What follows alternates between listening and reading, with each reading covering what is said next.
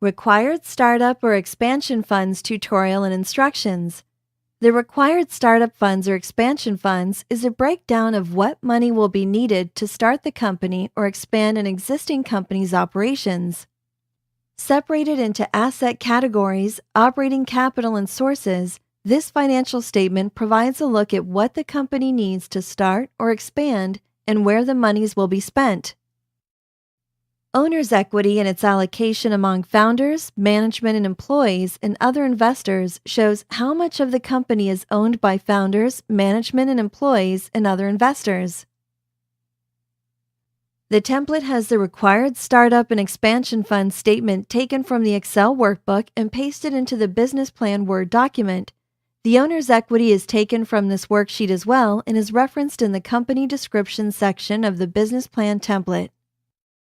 Users of the template can look to the sample or example figures as a guide in creating their own statement.